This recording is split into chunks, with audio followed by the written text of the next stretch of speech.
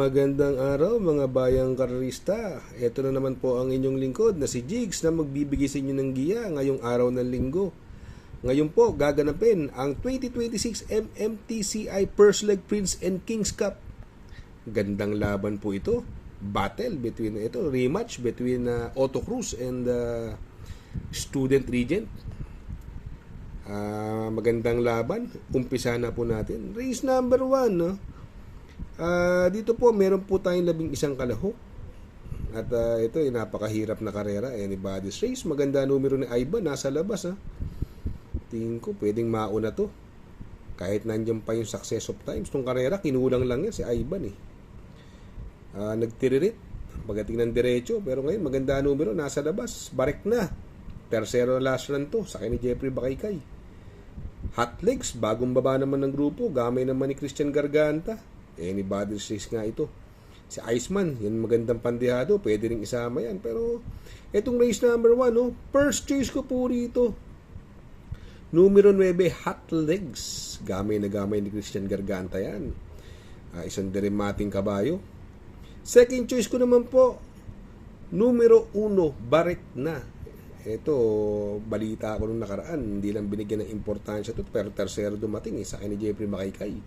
Kung magsasama po ako ng pandiyado, tingin ko yung mauuna, di banderang kabayo, numero 11, Ivan. Ito, nung karera, kinulang lang nung karera to. Kala ko, nanalo na to eh. Biglang pagdating ng diretso, lumakad eh.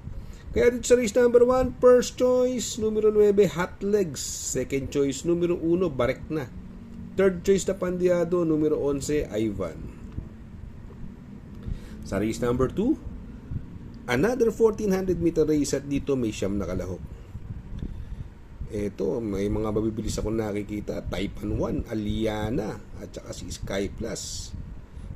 Moderna, pero tingin ko, bagong baba si Taipan 1. Mas gusto ko si Taipan 1 dito pag nauna. Kaya siya po ang first choice ko rito. Kung magkalutsahan sila, ang darating, isang deremating kabayo, numero 4, Barako Eagles, ay ni Jackie J.L. Lazaro.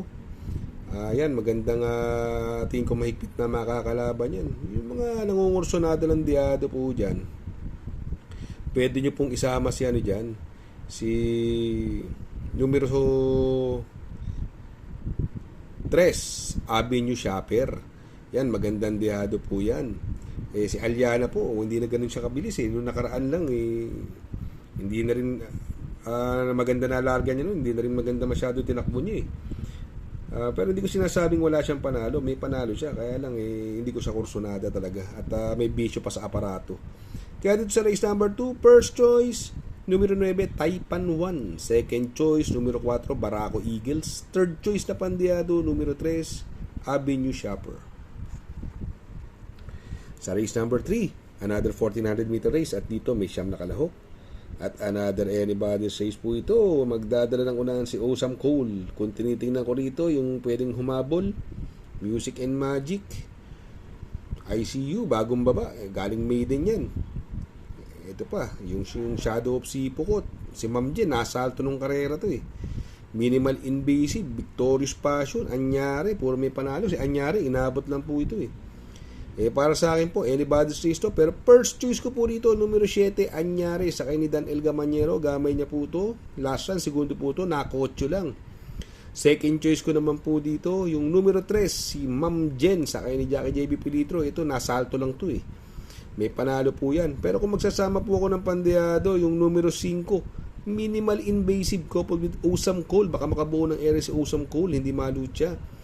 Pwedeng makachamba po yan. Magandang pandiyado po yan. Kaya dito sa race number 3, first choice, numero 7, Anyare. Second choice, numero 3, Ma'am Jen. Third choice sa pandiyado, numero 5, Minimal Invasive coupled with Awesome Call. Sa race number 4, the 2026 MMTCI First Leg Prince Cup. Distance is 1400 meters at may 6 na kalahok. Rematch between Otto Cruz and Student Regent. Nung naglaban po ito last run walang lumutsa kay Otto Cruz. Si Student Regent, isang deremating kabayo na puwersa na rin humabol. Kapiraso lang po nagkatalo yun. Hindi lumagpas si Student Regent. Pero para sa akin, Student Regent, nung nakaraang laban, galing na galing ako rito. 1.35 ang milya. Kahit dun sa malalakas ng grupo, pang preba na Ace of Diamonds yung tinakbo na itong Student Regent. Kaya siya po ang first choice ko rito. Second choice ko na rin po yung numero 2, si Otto Cruz, sa akin ni Patty Dilema.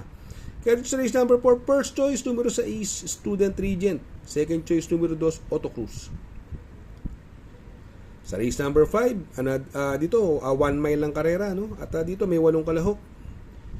First choice ko po rito, yung numero 8, Great Barrier Reef. Naku, binalik na kay Patty Dilema. Ang galing kay Patty na ito, Great Barrier Reef. At ito, mauuna rito eh. Although may mga mabibilis dyan. At may mga nag-uumento. Valentine Party. At saka si Amika, ang galing ng panalo sa kanyang maiden, 1.24. Pero kay Great Barrier Reef ako rito eh. Ibang klase mauna to eh. Second choice ko na rin po rito, yung numero 2, Valentine Party. Ito, paumentong kabayo. Mukhang may buti talaga. Kaya dito sa race number 5, first choice, numero 8, Great Barrier Reef. Second choice, numero 2, Valentine Party. Sa race number 6, the 2026 MMTCI First Leg Kings Cup. Distance is 1,400 meters at dito may 10 kalahok.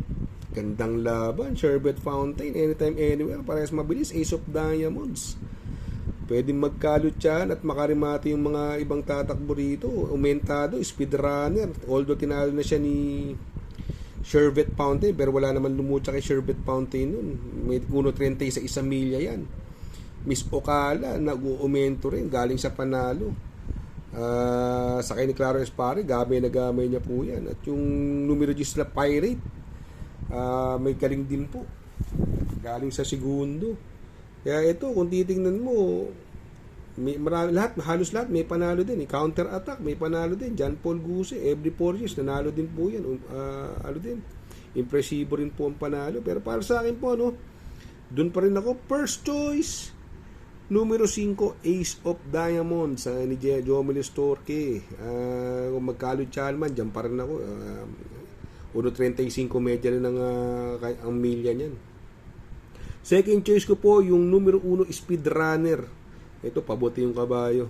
Pabuti ngayon to Speedrunner. Tingin ko yan makakalaban. Pero kung magsasama po ako ng pandiado rito, ilalagay ko po dyan yung numero 9, Miss Ocala. Kaya dito sa race number 6, first choice, numero 5, Ace of Diamonds. Second choice, numero 1, Speedrunner. Third choice sa pandiado, numero 9, Miss Ocala. Sa race number 7, 1,400 meters ang distance at dito may 13 kalahok. May bagong kabayo rito, imported, yung numero 11, Hid. May prebang 1.11 yan. Sa kanya ni Jackie J. L. Lazaro, may panalo po yan. Si Crulisa naman, ito, umentado. Sa kanya, magaling kay J.R. Sargent de Ocampo. Worshipful Master, binigay na kay Uno. Ito, magdadala ng unahan dito. May panalo din po. Naku, anybody's race to para sa akin. Mang Nano, LC Lunar, River Rose. Naku, talaga napakahirap po nito. Blue Mine Churi, may panalo rin. Para sa akin po, itong karerang ito ay anybody's race. Pero ako, first choice ko po rito. Yung numero 6, Worshipful Master. Ito po yung magdadala ng unahan. At tingin ko kaya niya Erin Laclaster. Second choice ko po rito, yung numero 12, River Rose. Sa akin ni Jackie Pabs Caballeo. Kung magsasama po ako ng pandiado rito, yung numero 7, Blue Mine Churi, binigay na po kay Mark Alvarez.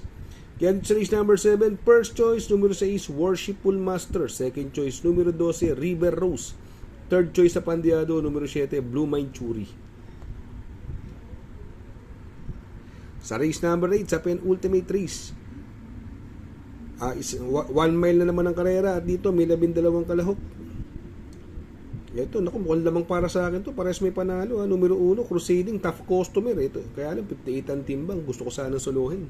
Kaya lang, 58 timbang eh. Siguro, maglalagay nila ako ng pang-protection po rito. Kung maglalagay po ako ng pang-protection dito, yung numero 8, Madam Mayhem. Si Madam Mayhem, binalik na kay Uno. Ko, talking horse kay Uno to, Madam Mayhem. Yan sa tingin ko, pwedeng pang protection. Kaya dito sa race number 8, first choice, numero 1, Crusading, coupled with tough customer. Second choice, numero 8, Madam Mayhem. Sa race number 9, sa last and final race, another 1,400 meter race. At dito, meron po tayo 12 kalahok. Ito, nalalamangan ako dito eh. Tingin ko pwedeng solohin to. Galing sa panalo. Numero 3, Dinky Doodle. Imported horse sa kay ni Jackie R.A. Base, kabayo ni Mayor Calixto. Magaling na kabayo, nanalo nakaraan. Galing bakasyon, nanalo agad. Tingin ko lamang po yan. Pero syempre, dahil paratingan, maglalagay po tayo ng pang-protection po dito. Siguro sasama ko po dito si